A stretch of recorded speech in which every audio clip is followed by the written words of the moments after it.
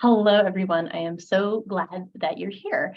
And we're going to be talking about healthy holiday habits because I think the holidays are one of the toughest times to stay healthy. And so I think this is just really good information to share with people. And it's more just about learning your body and like really understanding how it works and learning how to listen to it and things like that. And still be able to enjoy the holidays, but also just not like tank your health over the holidays. So the first thing I want to talk about is like our physiology fundamentals, right? And so the first thing is like our rhythmic cycles. We are going into this season where everything is kind of changing and we have to listen to what our bodies do with the changes of the season. So like as our days get shorter and things get darker, this is a time when we need to be resting more. So like if you want to go to bed earlier and get a lot of sleep, that's okay. And like this is a time for our bodies to do that. And then also just trying to like wake up with the sun and go to sleep with the sun and those types of things. And when we start to really understand this rhythm and being able to kind of listen to our bodies and change with it over time, it makes a really big difference. And then we can talk about this rhythm as like eating with the seasons and eating seasonal foods, which is an old Ayurvedic concept that I think a lot of people have completely forgotten about, but it's actually really important. So when like fall comes around, that's the time that we have like a lot of squash present. So like eating squash in your regular diet is great. And a lot of people, they'll scrape out the seeds of the squash and throw them in the trash. The seeds and the stuff that exists in the middle is actually some of the like most highly nutritious part of it. So when I cook the squash, I will sometimes just set that on the inside of the tray and let it bake with the squash. And then you get these like nice salty seeds and I just keep them in a bowl on the counter as a snack and you can just snack on them. You can see squash seeds. Yeah, absolutely. So like I love to make butternut squash soup in the autumn, right? It's just like really easy. And this leads me right into my next bullet point. Thank you. So then we can talk about things like bone broth. And so like I will use bone broth as a nutrient dense food as a base for my butternut squash or for my chicken green chili or whatever I'm making, things like that. And so when we can start to do all these nutrient dense foods, especially if you think about autumn, like it's the time when we're essentially going into hibernation in a way. So if you are thinking about like, basically we're building up our nutrient stores.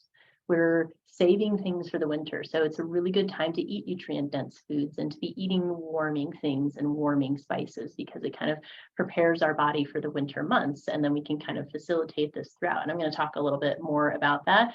But like the picture imaged on the screen, right? Like that's basically sweet potato, quinoa, and like some spinach. That's a great autumn dish. You can add protein to that if you want, but it's like all these nutrient dense foods and complex carbohydrates and seeds with a lot of amino acids and all of these things that are supplying our body in this really good way. And then as we start to eat with the seasons, I think, yeah, I have that on the next slide. So this is just like what we're essentially going to be going through. So I just wanted to give you like an idea, then I'm going to go through each one of these. So let's come back to the rhythm for a minute. So rhythmic cycles, this is basically our circadian rhythm that our body goes through. So when we wake up in the morning, like this is when we're usually going to have like a little bit of a rise in blood pressure and then our melatonin stops and then usually we'll have a bowel movement and things like that. And then our hormones tend to go up throughout the day and then they kind of come down towards the night, especially things like cortisol. Like cortisol is how we wake up and then it comes down. So for people who struggle with rhythms, if you can exercise and get sunlight first thing in the morning, it really helps your cortisol rhythm throughout the day. And so it's like a really good way to kind of get your body going and get your body moving and support the rhythmic cycles that are already happening. And then later in the day, you kind of let them come down and you relax in the evening, that kind of thing. And if you exercise in the evening and it works for you, great. But if you notice that you actually kind of get a second wind and then it makes it really hard to go to sleep, maybe it's better to exercise in the morning. And then that also goes for people who kind of get like the afternoon crashes, because that's usually tied to like blood sugar and cortisol stuff. So if we can wake up in the morning, get a little bit of movement and some sunshine, it's just like even like going out for a walk. It doesn't have to be super intense, but you just kind of start that in the morning and then make sure to kind of eat regularly throughout the day so that we keep our blood sugar balanced. And you can still, if you like to do intermittent fasting, it can be within an 8-hour window or something like that, but just kind of eating more consistently so that we don't get these blood sugar like spikes and ups and downs and these kinds of things. Absolutely. Okay, so I'm not like eating throughout the day, like that topic. I've heard like snacking is not good because it makes your body like constantly spike the insulin response. Even like you said, kind of seems more of like a maybe limit to it, but like still eat throughout it. So I guess like snacking, like What's my opinion on snacking Yeah. versus meals? Okay, so that's actually a really good question. I personally like doing regular meals throughout the day with kind of less snacking in between, but making it like a wholesome meal, like a hearty, yeah, like an intentional balanced meal, and preferably not while you're like thinking about work, driving in your car and like putting food in your mouth, right? You digest in a different way when you're not paying attention to your food. And it's really different when you're like swallowing really quickly and not tasting it. Like tasting our food creates a totally different gastric response, and it induces our stomach acid, and it helps our body produce its enzymes for digestion. So it's like if you're constantly eating on the go and not really paying attention to your food, you don't really digest it as well. And then when we talk about like not digesting our food as well, that can pertain to like gut issues that people end up having, like bloating, which usually comes from a little bit of bacterial overgrowth. And bacterial overgrowth can come from not digesting food super well, or like eating things that are high in sugars, because it tends to feed them a little bit more. And really, if we want to feed the microbiome that is our healthy microbiome, it tends to be from like vegetable fiber. But overall, it's from a diversity of things. So it really depends on like where your body's at. But the thing, like, it's really hard to generalize because everybody's completely different and needs different things. But in general, if I were to make a generalization, for many people, it works well to eat within like an 8 to 10 hour window of the day, and preferably eat 2 to 3 meals, and just like in a balanced way. So then, and we talked about movement and we talked about sunlight. So breath. Breath is one of the other things that I think people completely forget about, especially with like their rhythms, and realizing that it is this constant tool that you have to regulate yourself. And so if you are feeling a little out of rhythm or having a stressed out day, and like, or even if you wake up in the morning, like if you can just start with like a couple deep breaths, especially where the exhale is longer than the inhale, it tends to just really help your body on a number of levels. And it just tends to balance things out. And it's just this nice reset. So even let's say you're at work in the middle of the day and you're a little stressed out because of whatever is happening, if you can go in your quiet office or even the bathroom, like if you don't have a private space, and just take a couple deep breaths, like maybe four deep belly breaths, it will usually regulate your system and kind of bring you back into a rhythm. And if you can in the morning, let's say you're on that walk in the sunlight and then you're doing some deep breathing on the walk, that's like an amazing way to start your day and wake up, right? It just gets all your systems going in the right way. It oxygenates your brain, it oxygenates your organs, kind of regulates your nervous system and gets it in the right place.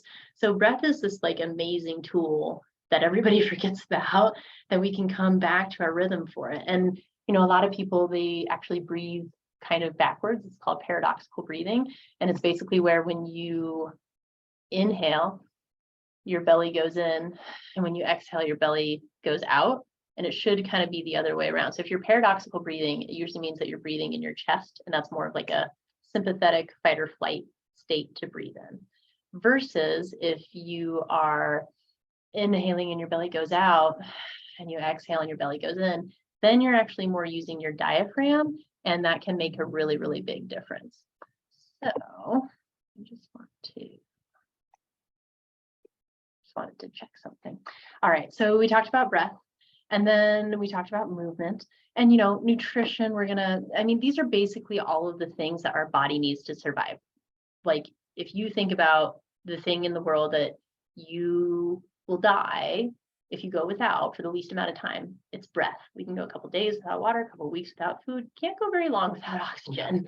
Yeah, so that's number one. And then movement is another thing. Like they've done science experiments that show that if you like find an animal and they can't move, they do not survive and they don't thrive, and it really affects them poorly. So like movement is necessary to life, which is why if people are feeling sore and things like that, just getting some movement, like it's how our body detoxes. Our lymphatic system, which is our body's detox system, is actually dependent on movement, and it's dependent on our muscles. So if we're not moving very much, our body doesn't detox as well.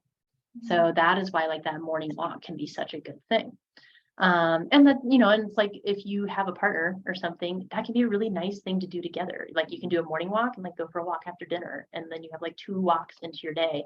And it's all about consistency. Like if you're not like a huge exerciser, or you don't have like a lot of time to exercise, or you're really busy, like just making yourself walk for 30 minutes a day can make such a big difference. So it's like, even if you do a 15-minute walk in the morning and a 15-minute walk after dinner, like if you do that every day for a couple months, it makes a really big difference. And it's like, it's also kind of a meditative time. And it's a time where you're like not on a screen, because we all spend a ridiculous amount of time on screens these days. And so it's just like a little bit of time to reconnect with yourself, where it does so many good things to your body. And everyone thinks that you have to like always be working out super hard, and like that's the only way to have benefits. Like it's more about just like the consistent little things that we do every single day that make the biggest difference. So like, you know, if I go to the grocery store, I park my car farther away, or I like carry a basket on my arm instead of a cart, and like try to switch arms and get some exercise that way, or take the stairs instead of the elevator. Like just those small things. And if you start to do that all the time, it makes a big difference. And then sleep, obviously, is probably the most important thing for our rhythmic cycles. And for people who struggle with sleep, I mean, it can be from a number of different things, but I think one of the most important things is just trying to go to bed at the same time each night. And preferably, usually for most people, I say like before 10, I mean, it depends, everyone's different, but maybe like before 10 o'clock, because sometimes people get like a second wind if you stay up till like 10 or 11. So the adrenal pattern that I'll ask people about to see if your adrenals are out of whack is basically like, do you wake up in the morning not hungry, and then you're just pretty much not hungry for a while, and then you get fairly hungry, and then you eat lunch, and then you get really, really tired, and then in the evening you like do a little bit better, but then if you stay up too late, you get a second wind, and then like, do you wake up in the middle of the night? And that usually tells me that your adrenals are off in some way. And your adrenals, you can think of as like your reserve gas tank in your body. And, but if we're stressed, or if we're having blood sugar spikes, it tends to really tax them, things like that. Or if we're mineral depleted, like they also really need minerals and vitamin C and things like that. So it can tell us about nutrition, but most of the time in our world, I find it is, you know, being on the computer too late, or like watching too much TV, or being on your phone too late, not getting sufficient deep sleep. And that's why like the phone and the TV matter for sleep, is because it has to do with the type of light waves that come. There are programs that are built into your phone for like night mode, and I'll tell people to do that. It makes your phone a little more yellow. Your computer can do that too. There's a program called Flux that will do that on your computer.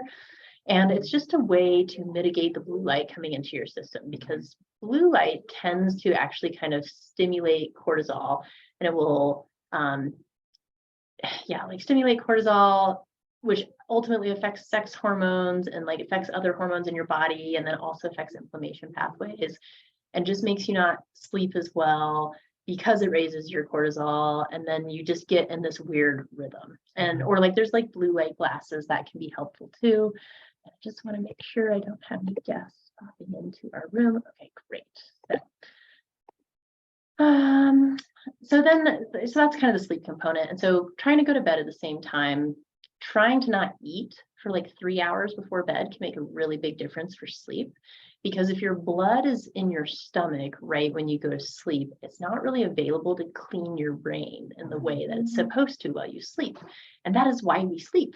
We sleep so that our brain can clean itself, because our brain is the only organ that like doesn't ever stop. Even when we're asleep, it's still quite active, but we need that time of like laying horizontal for our lymphatic system and our blood to come and cleanse our brain. So not eating like right before you go to bed so that your brain can actually clean itself, trying to not take like substances before you go to bed, like alcohol or, cannabis, things like that tends to really affect sleep. And then if we can start to get in this rhythm of going to bed at the same time, not having food and substances before we go to sleep, and then like trying to sort of wake up at the same time, we tend to start to find a rhythm, especially if we can do that like morning walk with the sunlight. And that's kind of how we can very gently start to reset our own rhythm, is just with those patterns. Then the other thing we've talked about, or like I know some of you in the room have talked about, relaxation and safety. Like our body cannot survive without it. Like we need it. It's very important. And if we get stuck in this chronic state of not feeling safe, it really affects our hormones and it affects our neurochemistry. It affects just everything.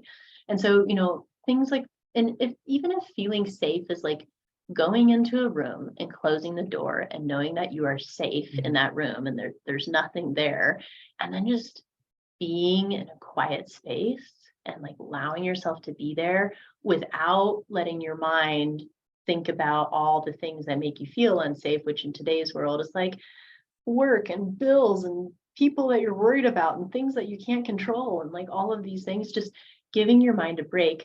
This is the essence of meditation and why it matters. Meditation is a time for your body to go into a state where it feels safe. And that ultimately ends up changing our brain waves, and then that ultimately ends up changing our biochemistry. So it's pretty important. And like there's a very, I think I have it on the next, I'll just talk about it now. So there's this breathing technique that you actually know. I'll teach you though. So there, and all of you who are watching. So there's this breathing technique that I really love, and it's really a postural breathing technique. And it's a way to help your system feel safe, especially if you're stressed out. And it has to do with neurology. So when we are in a fight or flight state, or a sympathetic state, as we call it, our body kind of like, if you think about if you're running from a tiger, like your feet are going to be flat, you're ready to run, fists are going to clench, you're ready to fight, jaw's going to clench, you're ready to bite, and you usually protect your vital organs. So we're just going to neurologically, posturally do everything opposite of that. So we're going to open our palms, going to slightly curl our toes. Yeah, you can do it with me. Slightly curl the toes. And then I'm just going to place my tongue between my teeth so that I'm not clenching my jaw. I'm just going to turn my head just slightly. And this basically like slows the nerve going to the heart. Then I'm going to take those 4 deep belly breaths that we talked about. You can close your eyes. And then just bring to mind something that warms your heart. For me, it's my childhood dog and playing in the leaves. It can be someone you love. It can be some place you love. It can be something you love doing. Just letting yourself sit in that for a minute, letting it just kind of wash over you, almost like a warm wave. Then whenever you're ready, you can open your eyes.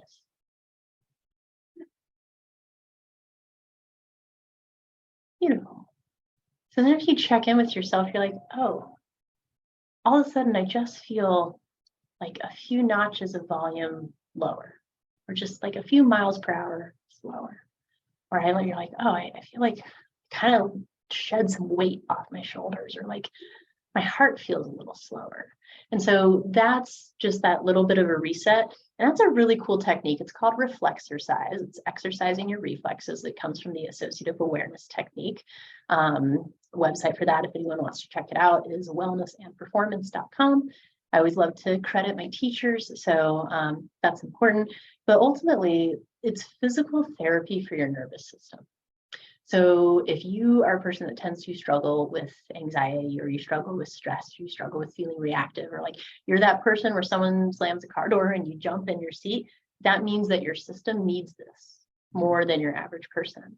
So it's like, if that happens to you and you feel yourself jump, it's a perfect time to do that, because in the moment you are retraining your nervous system that it doesn't need to do that. And the more often you do it, the better it works, because it's physical therapy. So I love that. I love teaching people that. I teach little kids that. Like, it's awesome. Like, kids get it in a second, and they can do it in school, and it's great. Touch is one of the other things that I think is super, super important that we forget about. So like, it's the holidays, right? Like, hug your loved ones. Try to hug them for like longer than 3 seconds, because if you hold a hug for up to 30 seconds, they've shown it actually like changes your neurotransmitters. It's really, really cool. So just, hugs, touch. Deep pressure is another one that you can do if you're ever experiencing like anxiety or stress. And that's the idea of a weighted blanket. Or like kids on the spectrum, right? Like sensory kids, like they do super, super well with deep sustained pressure. So it's like, you can kind of just give yourself a hug if you're feeling stressed, and like kind of like basically kind of dig your fingers into your skin and into your arms and just give yourself squeezes, or give your partner squeezes, or your family members or your kids, anything like that. And that touch really makes a big difference. And it also starts to kind of reset the brain that way. And then, of course, water. And it's like the driest time of the year right now. So just drink more water than you think you need. On average, the proper amount of water is your body weight cut in half in ounces. So that's a good way to calculate. Most people, it's about 64 ounces, but just half your body weight in ounces per day minimum. Yes. Water and tea or coffee? Coffee does not count because coffee dehydrates you. Tea usually counts, but if it has caffeine, it also kind of dehydrates you. So ideally, at some point in the day, it would be really great if you can just drink straight water. And that does not include sparkling water. Sparkling water, I know a lot of people are like, I drink 64 ounces of water because I drink 8 sparkling waters a day. Like, I've mixed feelings about that. There's a component of sparkling water that makes your blood more acidic. So if you struggle with digestion, sometimes it can actually help digestion a little bit. But ultimately, if that's all you're drinking, it actually lowers the pH of your blood.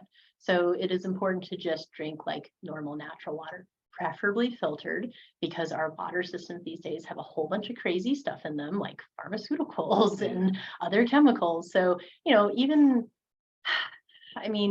any kind of water filter is generally helpful.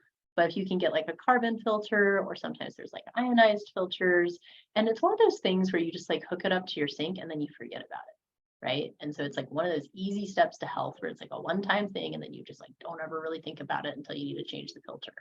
And so that's just, I love water filters. I love air filters for that reason. They're just like really easy ways to take care of yourself and your environment.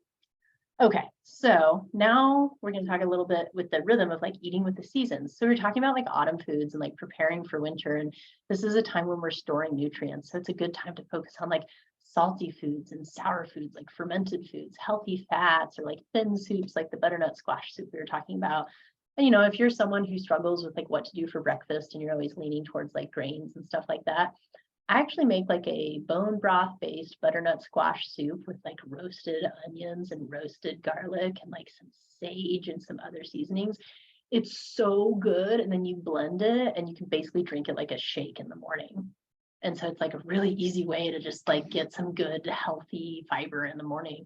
And then if you can add a protein powder to it if you want, probably not a flavored one, but yes, so the unflavored ones tend to taste good in there. But yeah, then you just get this like really hearty thing in the morning that's really easy to drink on the go, but it's actual food. And so like that's an option. Some of my other favorite breakfasts in the morning, like I think we talked about this earlier, is like sweet potato, and sometimes I'll cut up some broccoli with it, or like some sun-dried tomatoes, and then mix in some meat, protein of some sort, whether it's chicken or some chicken apple sausage or some other kind of sausage. Or like you can, I'm not a fan of like super processed meats because they have a lot of nitrates and stuff in them, and then that tends to affect your body poorly. But if you go to like, I love shopping local, and there's so many good like local butchers in this area. I just go to the butcher and they have like all of these super fresh things from local farmers, and then you're supporting your local community, and most of it's really healthy, and that's a great way to shop. And so like that's why I'm an advocate for shopping local, is because you're usually going to get some good stuff. And people forget that we like have butchers and you can get stuff outside of just like a giant supermarket, and like that's really cool. And then you form these relationships, and then when you go in, there's also like a community aspect to your grocery shopping instead of just like being around a bunch of strangers. And community in itself is incredibly healthy. They've shown that all the blue zones in the world, the areas where people live into like the centenarian years, like its community is like the regular shared factor between those. So it's just like a fun thing to do too. Okay, so we're talking, and then there we go. Meant to put that up. That's my fall shopping list. So you were asking about like healthy fats and stuff. So like avocados are some of my wonderful healthy fats that I love. Olive oil is another really good healthy fat. Some things about fats that people don't know. So like olive oil, you have to cook it at a certain temperature. So if you're ever cooking with olive oil and it smokes, it is now turning into a trans fat. So olive oil is a very low temperature cooking oil. I actually prefer like avocado oil. It tends to have a higher burning point, or coconut oil tends to do better. Avocado oil is great for like salad dressing or like having it straight. Like avocado oil is in its healthiest form when it's basically like cold and raw. But you can use it for cooking. You just have to do very low temperatures. Like roasting vegetables. Yep. Olive oil. I tend to do avocado oil or like coconut oil. Yeah. Especially if you're doing like the higher temperature roasting, just tends to, yeah, preserve the oil a little bit better. But like, and then when we start to talk about like the unhealthy oils, that's going to be like your vegetable oils and things like that, and synthetic oils. And even though, you know, we've been taught that they're fine, they tend to be very heavily loaded in genetically modified things and omega-6 fats. And we do need omega-6 fats technically, but our bodies and our environment are so high in omega-6s that really we need to kind of try to avoid them when we can. And in those hydrogenated oils, it's just they've been produced in a way where they just don't interact with our bodies well. And all of our cells, especially our brain cells are made of a lot of fats. And so if you're eating bad fats, it really goes straight to your brain. And so this is why like healthy fats matters, and that you're going to find it in like I said, avocado, olive oil, fish, like all those types of things. And so, you know, and this will be recorded. So if anyone wants to go back and look at the grocery list, you can. So then as we kind of go into winter, now we want to focus on like warm and nourished foods and warming spices and things like that. And like, this is where, you know, if you want to do some sweet stuff, like you can, because yes, technically we're supposed to be storing fat during the winter, but, you know, this is the more Ayurvedic approach. It really also depends on like where your body is at. Like if you are dealing with things like bloating in your gut and stuff like that, then it might be better to avoid some of the sweet stuff and just kind of focus on more of the healthy fats and proteins and vegetable fibers in those areas. But the idea is that we want to keep the digestive fire burning. So we want to avoid like cold and light and dry foods, which is why in the winter we don't do as well with like raw vegetables, right? That's more, yeah, it's like more of a summer thing. So in the winter, you can do like, it's so easy to get like a hefty dose of spinach by cooking your spinach. That's a great thing to do for breakfast. Like that breakfast I was talking about with the potatoes and like some of the other ingredients, like you can take a whole bag of spinach and like cook it in a pan, and it's going to come down to a pile about this big. And then you can add lemon juice to that spinach and you actually get more iron out of it. And that has to do with bioavailability. And there's these tricks you can do with food to get more nutrients out of them. So like if you're drinking golden milk with turmeric, or you're making some food with turmeric, if you add black pepper, you actually absorb significantly more turmeric and anti-inflammatory benefits out of it. And then, like I said, with spinach and like lemon and things like that. So that's called like bioavailability. If you ever want to like cooking with bioavailability, you can look that up and see like what ingredients you can add together for those purposes. And that's just cool.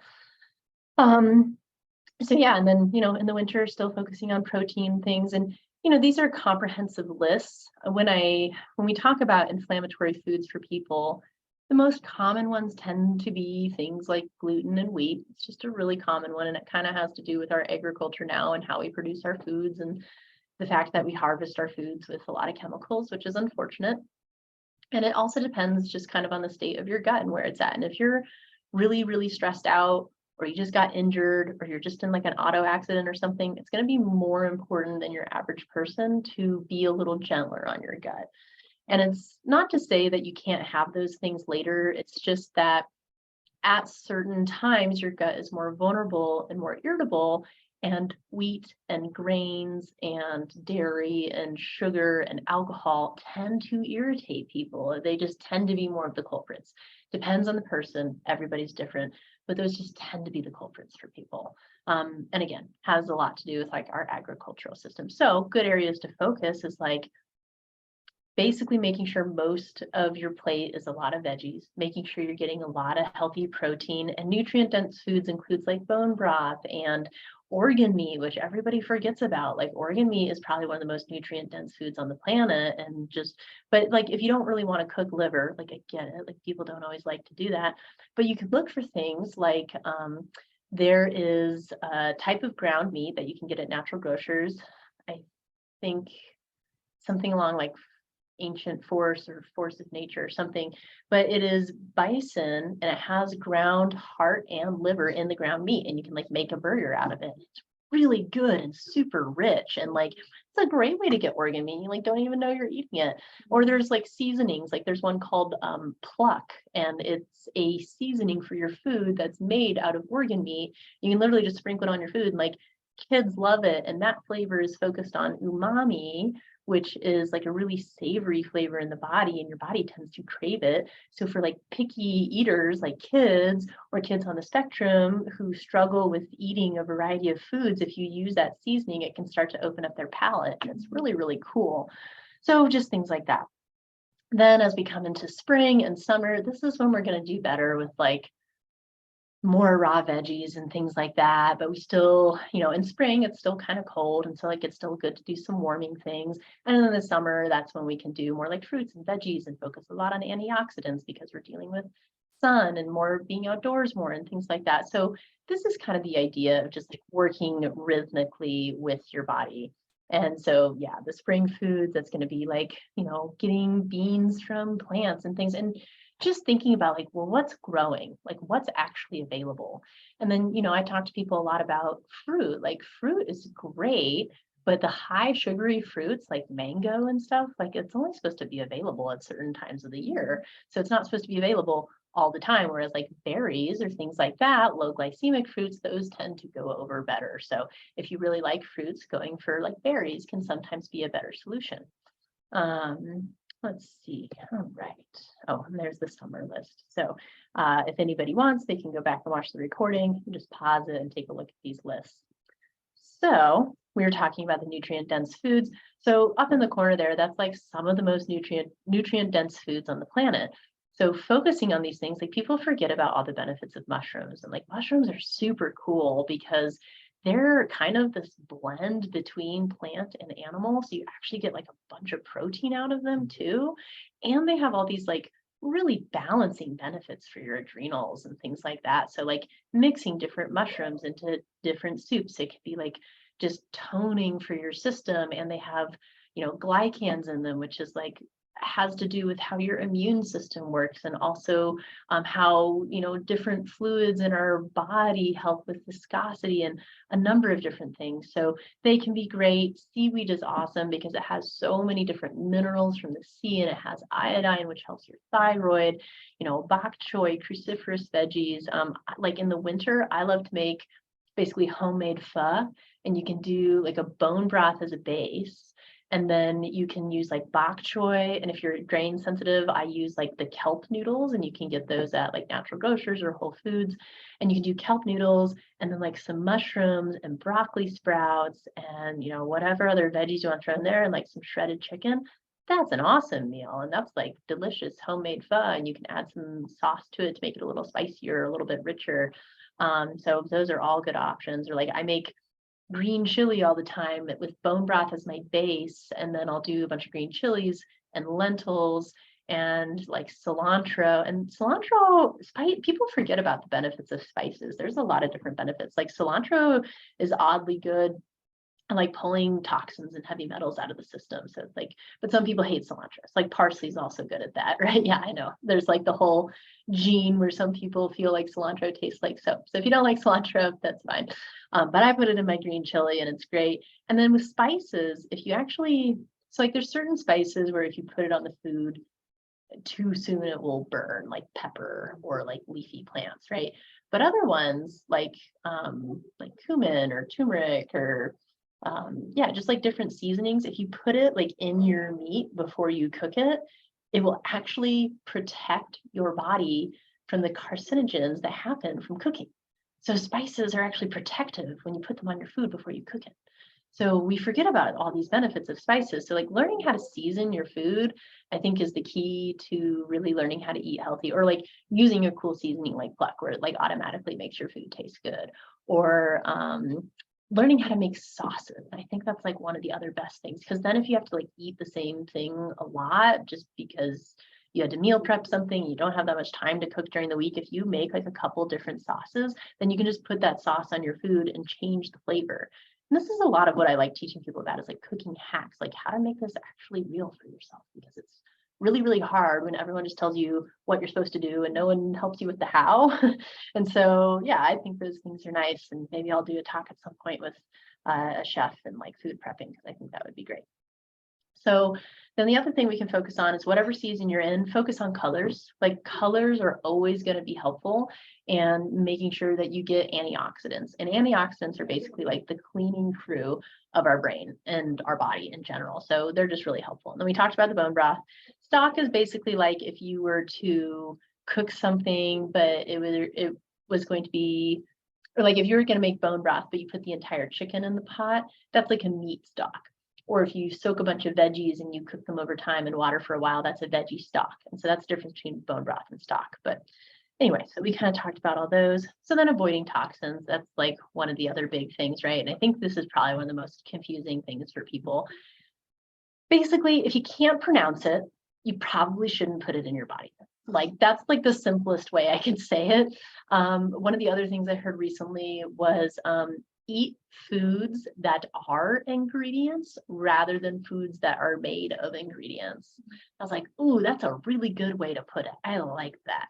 And, and like the inflammatory things, like we were talking about the oils, that's gonna be like canola oil and soy and things like MSG, which basically stimulates glutamate in the brain, which is an excitatory neurotransmitter that we need. But if it gets overstimulated, it damages your neurons. And MSG is found in a lot of packaged foods, and it will be hidden in labels as like flavor or like natural flavor.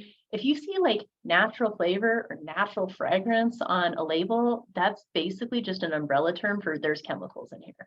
So it's unfortunately the way that the companies can hide their chemicals. So just be aware and just, look for ingredients that you can pronounce that are minimal ingredients and that are things that you recognize. That's usually a good way to go. So we talked about, additives. So I mentioned earlier, like, things like bacon or sausages, packaged meats, those can have a lot of nitrates and nitrites, and that can be really aggravating to some people. So you basically just want to look for labels that say something along the lines of, like uncured or nitrate free, exactly, pasture raised, like non-GMO, no antibiotics, like no additives, that kind of thing. And when it comes to picking like natural foods, so cage free unfortunately doesn't mean a ton, but pasture raised is usually a better way to go. Grass fed is ideal because they can still say pasture raised but then be like finished with a bunch of corn.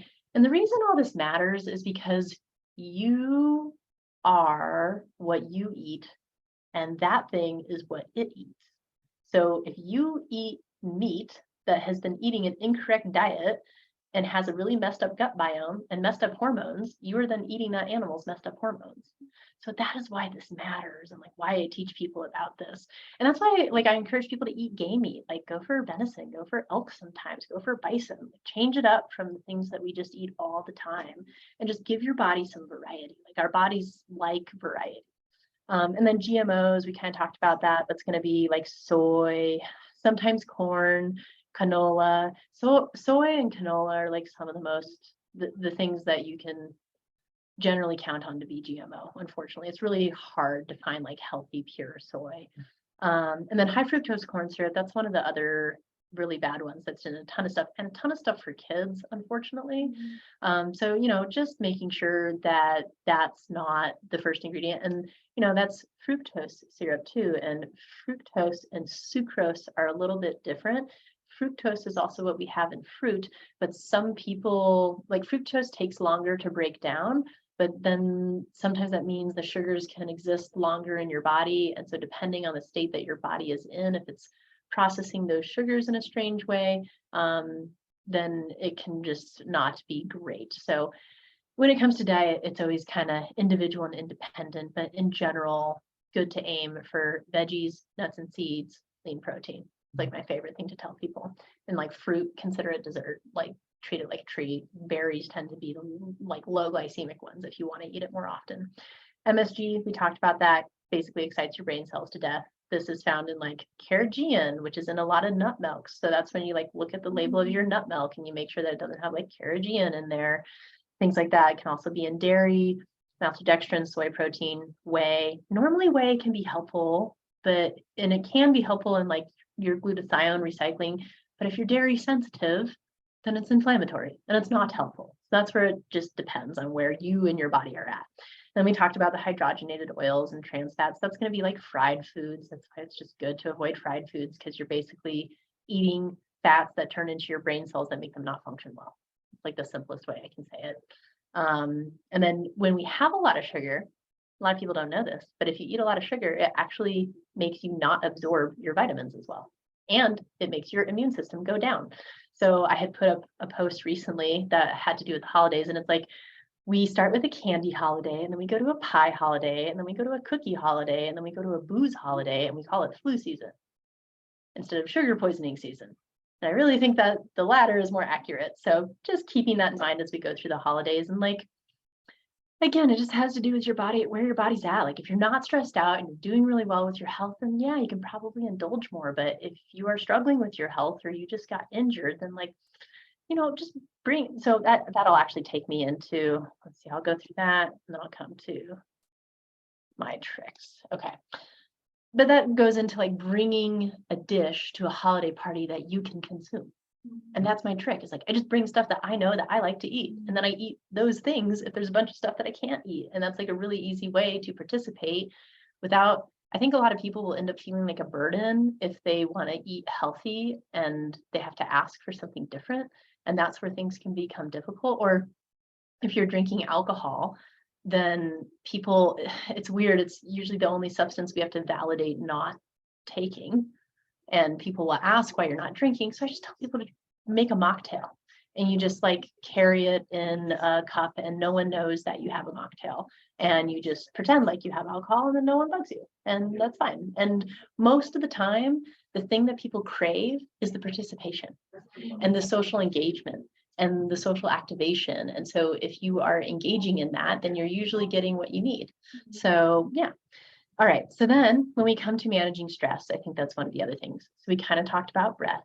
And then I'm going to teach you guys a little bit of a meridian reset, which is cool. It's basically a way to energetically reset your body. So you can take 2 fingers like this, go to either side of your sternum. Other one goes over your belly button. So basically right here. And we're just going to rub those points and take a few deep breaths.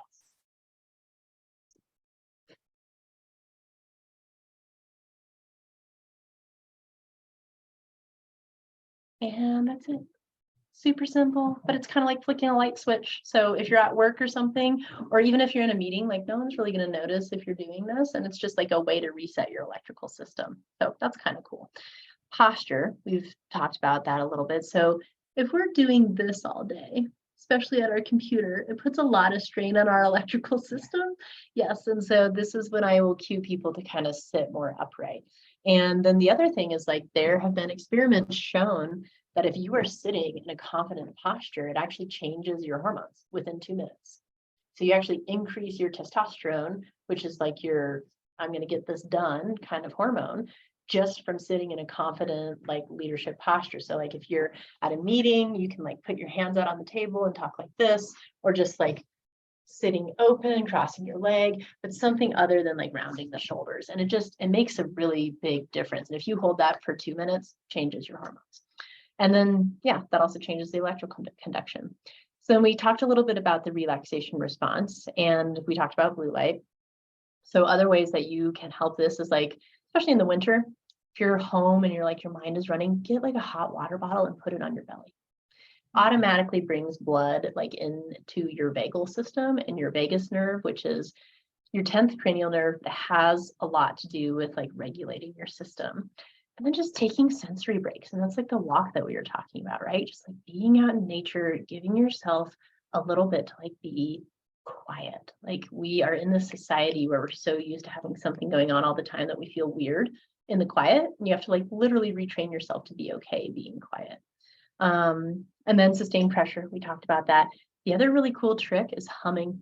A lot of people don't know this, but humming actually tones your system and it will help you digest.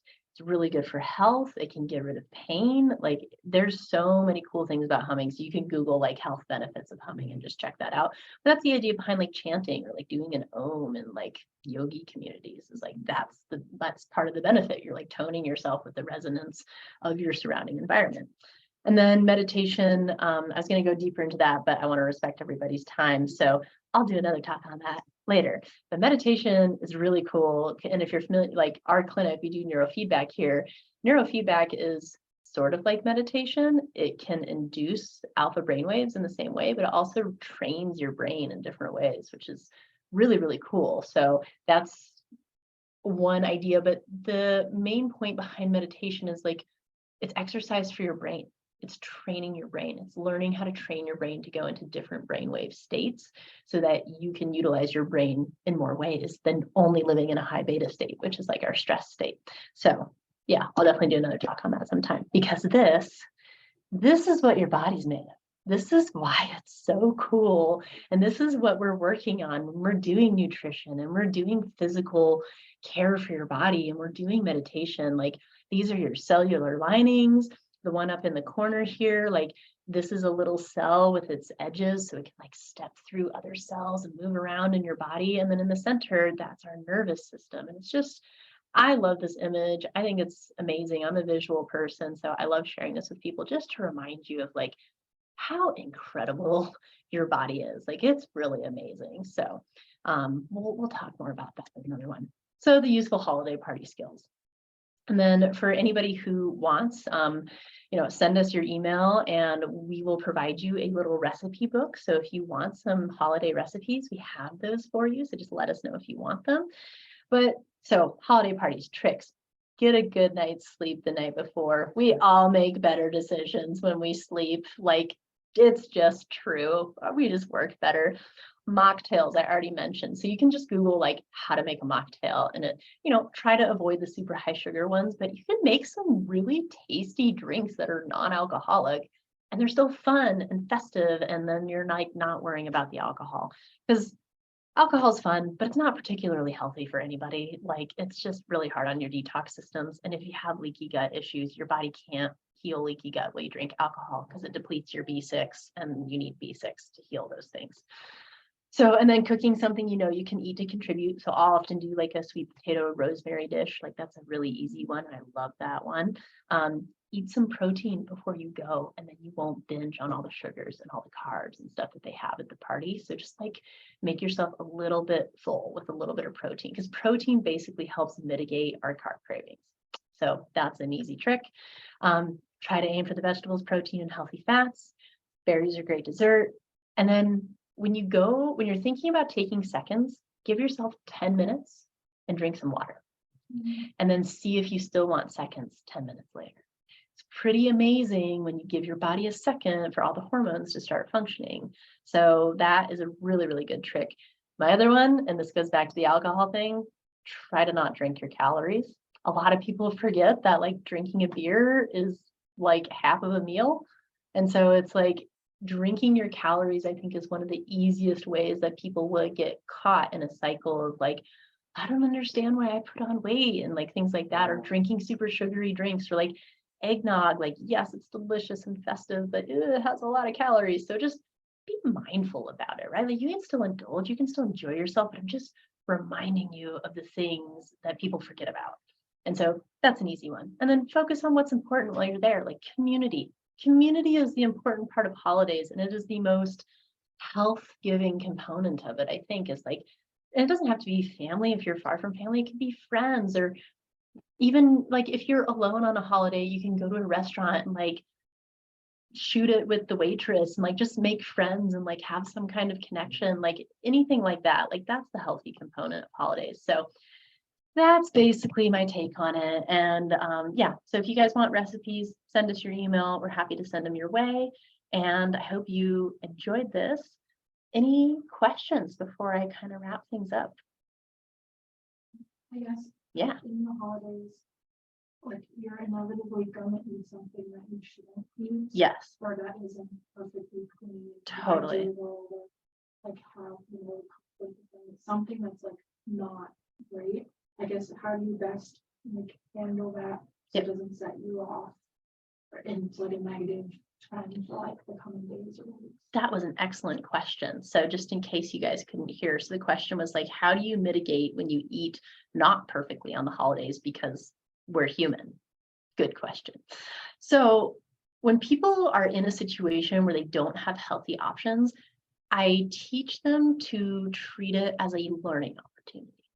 So it's like, okay, you're gonna cheat with this food. That's fine.